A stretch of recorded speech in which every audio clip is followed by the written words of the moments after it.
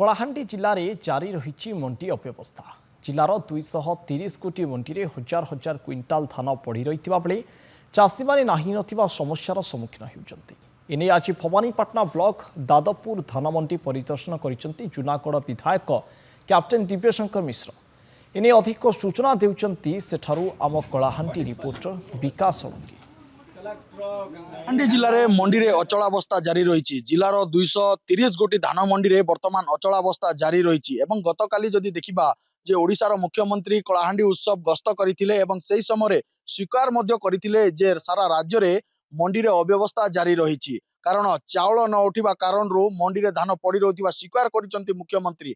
जेतेबेले मंच उपरे दुई जण बीजेडी विधायक जेतेबेले मुख्यमंत्री को प्रश्न करथिले दाबी रखिथिले मंडी रे अव्यवस्था को नेकी सही समय तार प्रति उत्तर रे से स्वीकार करथिले जे मंडी रे अचलावस्था जारी रही। एवं ए नै आज खोद जूनागढ़ विधायक मु कैमरा पर्सन को कहबी से देखेबे जूनागढ़ विधायक विभिन्न मंडी परिदर्शन करुचंती एवं गतकाली मुख्यमंत्री निकट में दाबी उपस्थापन करथिला परे आज मंडी परिदर्शन करिसंती एवं विभिन्न मंडी परिदर्शन कर सारिसंती एवं वर्तमान दादपुर मंडी रे रहिसंती। सीधा सड़क तांको सहित आलोचना करबा स्वागत करछि नंदी गोष्ठी को कोन कहबे जे मंडी रे किपड़ा स्थिति वर्तमान रही। कारण जो देखिबा गोटे मास बीती गलानी मंडी खोली कोन कहबे चाषी शीत काकर रे आज मंडी रे मास मास धरी बसछि एवं भारतीय जनता पार्टी सरकार उत्सव मनाउछि।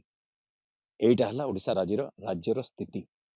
द्वितीय रे राज्यर मुख्यमंत्री मुखिया निजे कहउचंती कि रैक आसी पारिबनी धान संग्रह रे विलंब हबो।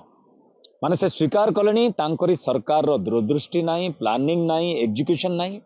एटा तो आजिर समस्या न, पूर्व समस्या थिला तथापि धान उठुथिला नवीन पटनायक सरकार समय रे। आज कहीं विफल, आज कहीं चाषी एत हंसंत कोटी ना कोटी कंप्लीट मैनेजमेंट सिस्टम मंडी प्रोक्योरमेंट व्यवस्थाटा संपूर्ण रूपे भुसुड़ी पड़ी आज पूरा राज्य रे एवं कलाहांडी जिल्ला रे। तृतीय एमानकर जेते भी नेता अछंती कार हृदय नाही। उपमुख्यमंत्री कहउचंती चाषी नौटंकी करूची, केबे बिल को उल्लैचंती, कादुरे जाईकी किछि काम करिसंती, केबे गरीब किभଳି भाबरे कष्टर सहित गोटे गरीब माँ चाषी तार परिवार पोषण करुचे माने जानिचंती। गोटे मंच को देवी पूजार मंच को कहउचंती नौटंकी एठी हुए एवं चाषी को कहउचंती तमे नौटंकी करि आस। माने ना आम संस्कृति ना परंपरा को सम्मान ना चाषीर तार कष्ट साध्य उपार्जन को टिकी भी ता ऊपर आस्था और विश्वास भाजन हो पारिछि ए सरकार।